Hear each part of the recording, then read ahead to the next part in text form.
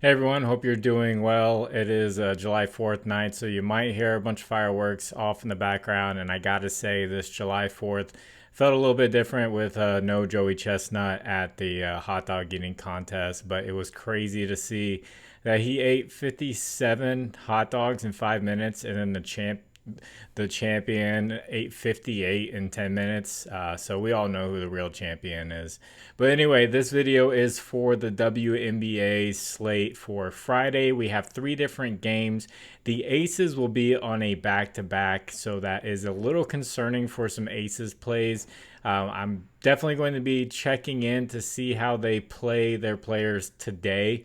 I'm filming during that game, see if they try to limit the minutes for most of their players and play more of their bench, because then they might try to do that again tomorrow just to kind of spread things out, because I have seen some teams do that with certain players for these back-to-backs for the WNBA, because they're just not used to them, because they're very rare in the WNBA. So I don't have many lines out right now. I just have some points lines for a few players. So I'm going to do what I did with the last video. I'm going to point out some major rankings for like points, rebounds, or assists that could definitely help with your research.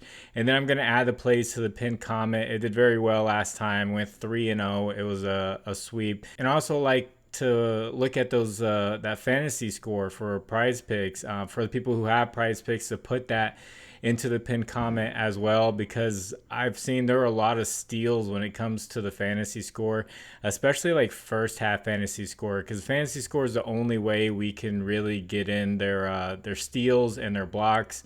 And with the way these ladies turn the ball over, sometimes it's like the ball's made differently and they just fumble it around. So fantasy score is definitely a good way to take advantage of some defensive stats. I know you can't get that on sports books, but this video is for prop apps and for sports books. Trying to help everyone out with the research. So I want to talk about the Dream versus the Wings game. We already know Dallas gives up the most points in the WNBA. Their last game was a shootout, which was huge, and a lot of points props hit.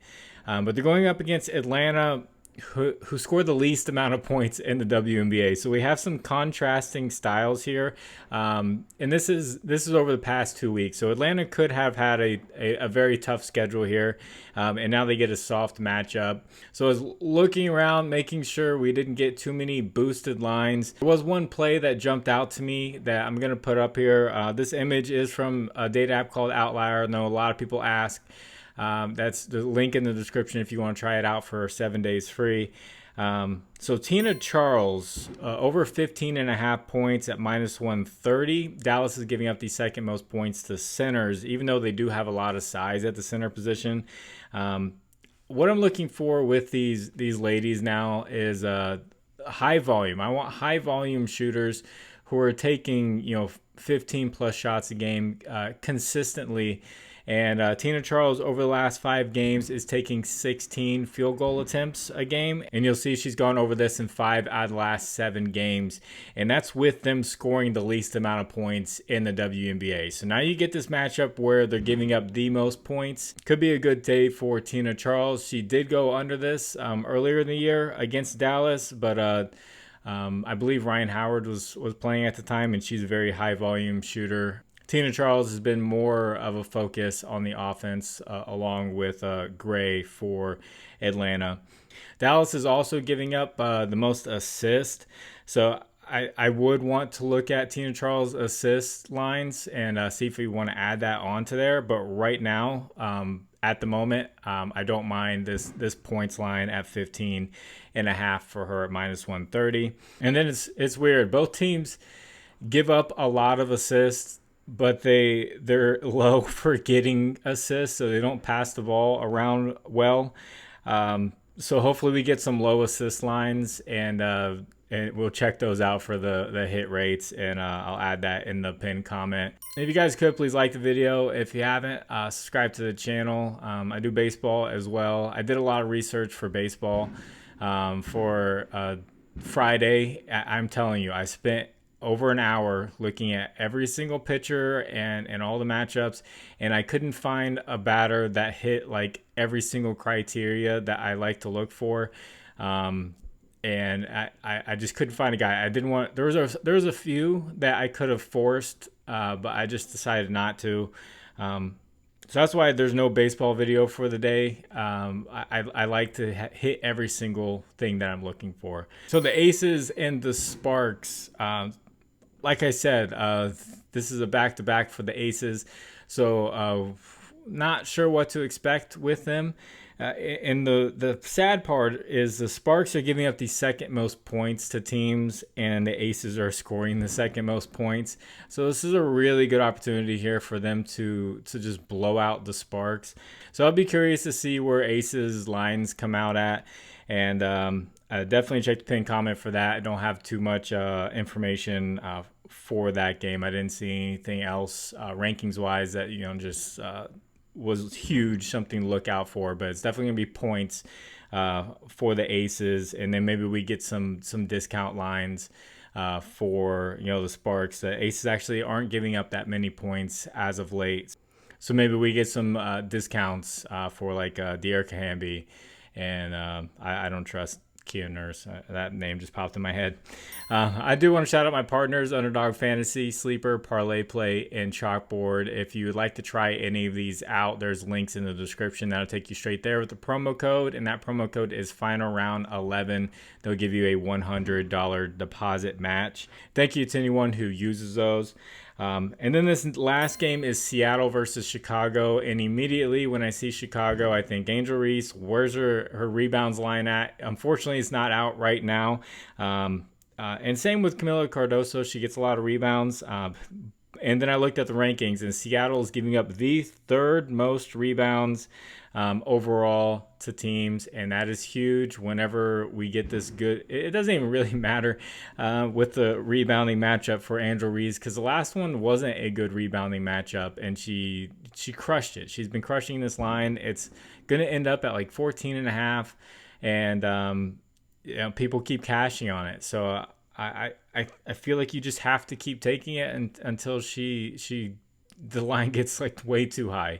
And then for Seattle, the Chicago's giving up the third most assists. That was one that popped out to me. So we'll keep an eye out for things. Jewel Lloyd's been on a tear as of late, scoring. We'll check out the assists for some of the Seattle players. Jewel Lloyd she was making some really good passes in that last game too, but that was against Dallas, who gives up the most points. So they were just not playing very good defense all around. So just a few things I will be looking at early in the morning when these lines are out, when I wake up, and definitely check that pinned comment. If you'd like to discuss these lines further, I have a Discord. It's free. Link is in the description. It's a great Discord. A lot of people say it's one of the best Discord that they've been in. Now I sound like Donald Trump. A lot of people say it's a great Discord, and it's better than a lot of premiums that they've been in and they've tried, because it's just a lot of people just giving their ideas and their research. It's just a great community overall. And then a recap, I had Kalia Copper over points. This was a play where I like the volume scorer or the volume shooter with a good matchup, and she crushed it. And then I had Arike Angumbawale over rebounds. This was at 4.5, and the rebound matchup was really good, and I didn't want to stay away from it just because it was at minus 160. So I went ahead and just took it, and I figured it would be around 5 even for player prop apps, and I actually didn't check the player prop apps to see where it was at. But the read was that she had gone over a lot and only had pushed once in the last 10 games, and she ended up with 6. So even if you got it at 5.5 on a prop app or something like that, she still went over. So I'm not going to shy away from a good matchup for someone just because the payout is bad. If you have to boost it up by 1, if you want a better payout for something like that to get plus money, because 5.5 was plus money, you would hit that and made some money on it. So that hit. And then I really liked Natasha Howard's hit rate for her fantasy score and her history. And she crushed this game. Like, she scored in the 30s, and her first half fantasy score is going to be something that I look at once again, because you can get their blocks and steals. You get all of that included into that fantasy score. And just for July 4th games, I was looking at some plays that ended up hitting. They were like 75% hit rate fantasy score for the first half. Which is insane. And they had a good matchup. So I'll definitely be keeping my eye out for those, and I'll put those in the pinned comment when I see them. Yeah, I'm going to get this edited and get it out to you. I'm going to do the best I can. Definitely check that pinned comment. God bless you all. It's FinalRound. My name is Jordan. I will catch you on the next one. Bye.